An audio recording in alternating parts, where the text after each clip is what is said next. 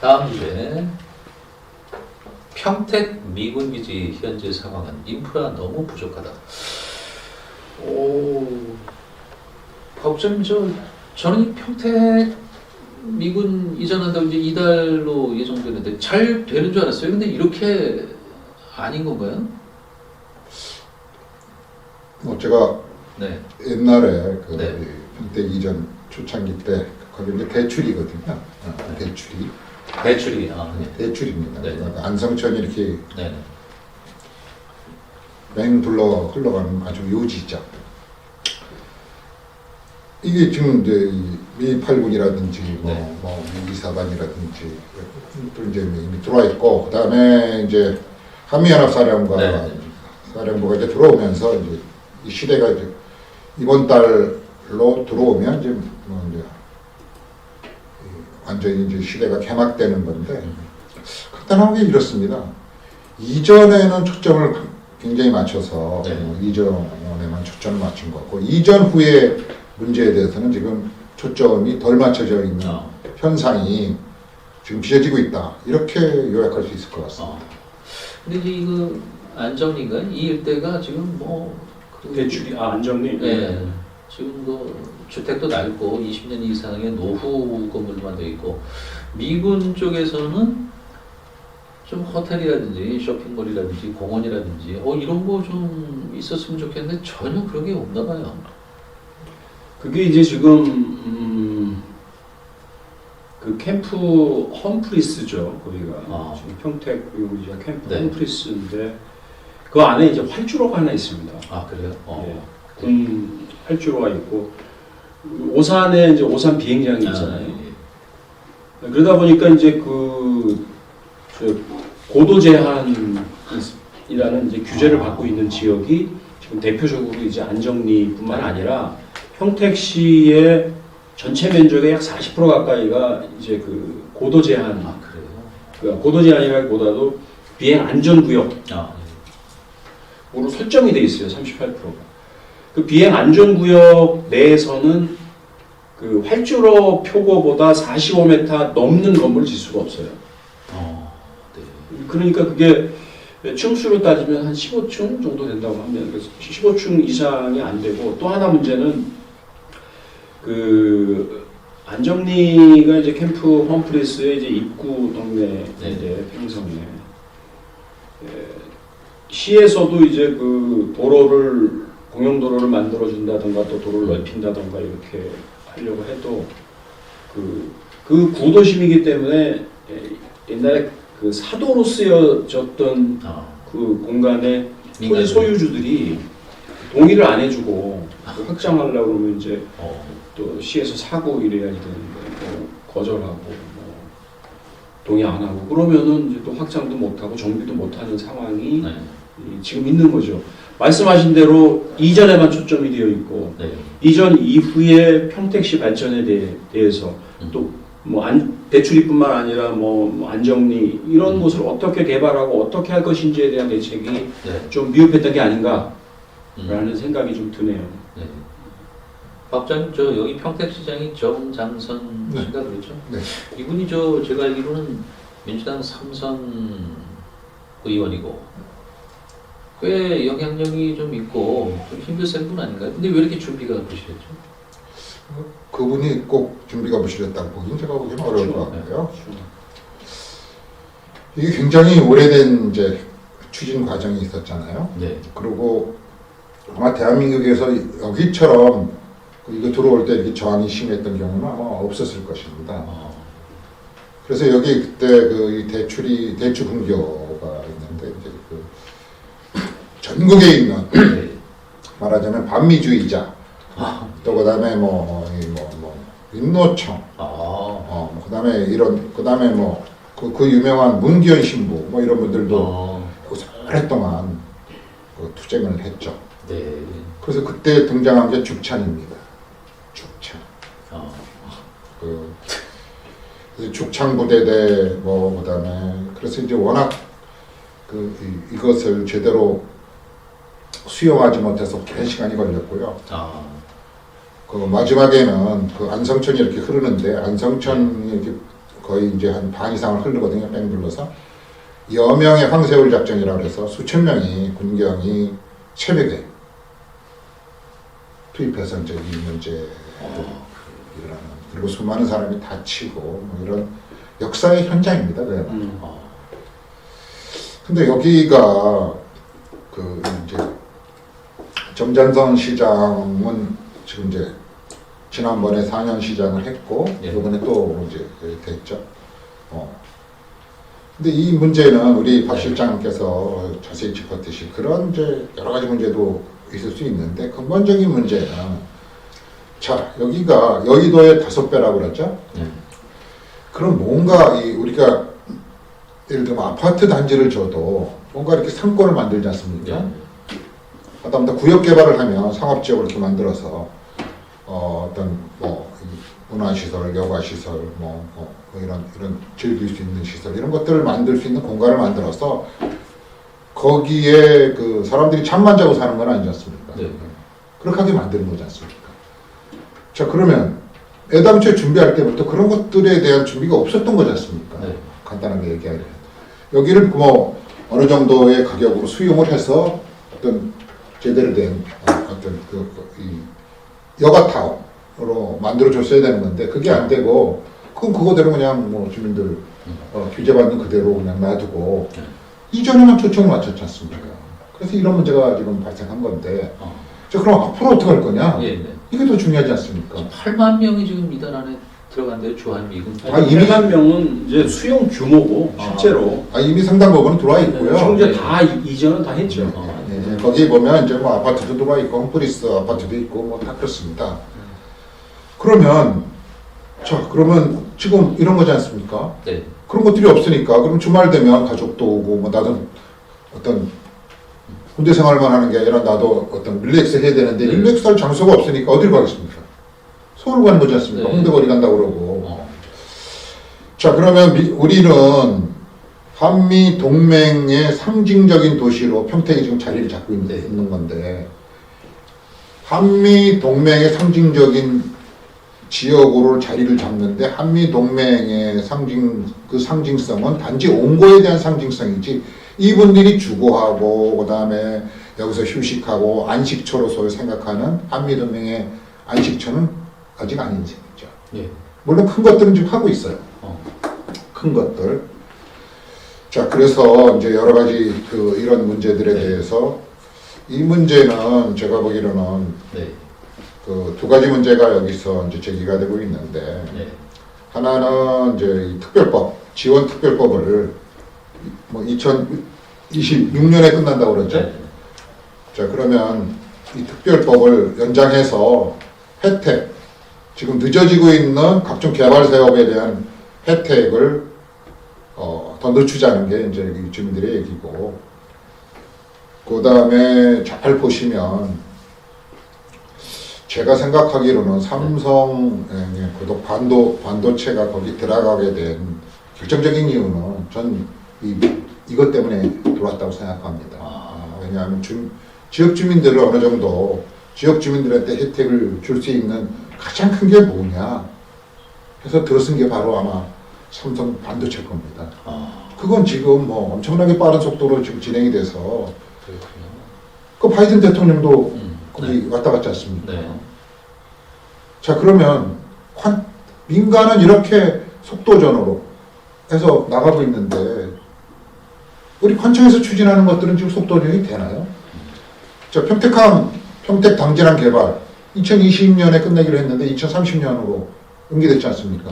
자 그럼 2026년에 이 법이 지원특별법이 만료가 되면 여러 가지 혜택이 안 되는 거죠. 핵심은 수도권 장비 계획법의 혜택을 받을 수 있느냐 못 받느냐 이거거든요. 그 규제를 계속 받으면 뭐 공장 짓고 뭐 이런 것들 여러 가지 규제를 받게 되는 거죠. 대학 들어쓰고 이런 것들이. 그래서 이 부대적인 시설 문제는 제가 보기로는 자 민, 관, 군 이 세 개가 합쳐서 머리를 맞대는 하나씩 무슨 협의체가 있어야 돼요. 그래서 그러면 자 이 문제를 하기 위해서 여기를 니네들이 수용해라 안정지 일대를. 그래서 뭔가 제대로 된 밀집화된 어떤 릴렉스 공간을 만들어라 라든지 뭐가 있어야죠.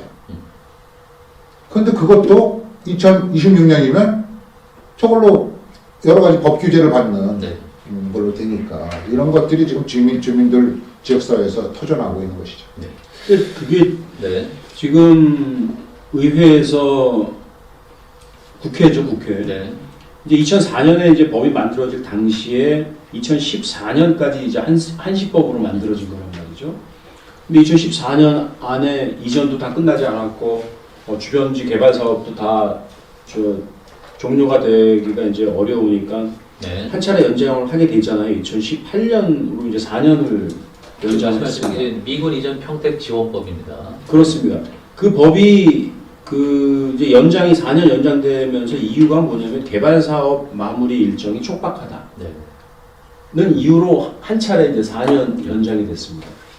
두 번째 이제 또 22년으로 이제 한시법으로 이제 한시가 기한이 또 늘어났는데 4년 또 한 번 했는데 그때는 예산 부족일 이유로 우리 사업을 못 하고 있으니 4년 좀 또 기한을 좀 늘려주자 해서 또 한 번 늘렸어요. 2022년. 그리고 나서 이제 2026년까지 이제 지금 연장된 상태인데 네. 아까 말씀하셨듯이 이 평택 지원특별법인데 네. 미군 기지가 이전에 따라서 희생되는 평택시를 지원하는 특별법이란 말입니다. 네. 이 법의 성격이 1조에 보면 그 목적이 분명해요. 평택 지역 발전 촉진. 두 번째 목적은 뭐냐면 주민 권익 보호. 주민 권익 보호라는 건 무슨 의미냐면 주민 피해를 최소화하자라는 게 이제 목적이거든요. 네.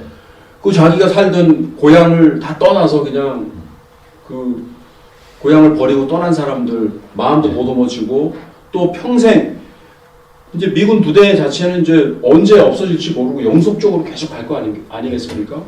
그럼 평택시 안에서 하나의 이제 그 공동체의 일원으로 이제 미군 부대가 존재하게 될 텐데 그럼 평택시 다른 시민들과도 같이 이제 하나가 돼야지 되죠. 이제 그런 목적을 위해서 만들어진 법이기 때문에 이 국회에서 논의하는 과정에서 예산 부족이다, 무슨 사업 차질이 있다, 지역 이기주의로 안 된다. 네.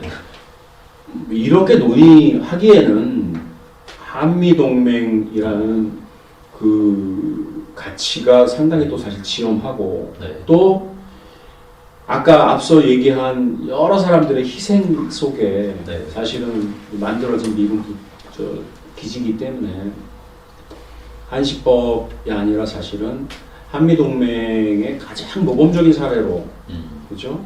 앞으로 공존하려면 평택 시민들이 원하는 사업들은 어느 정도까지 완료될 때까지는 법이 존속해야 되는 게 맞는 거죠. 네.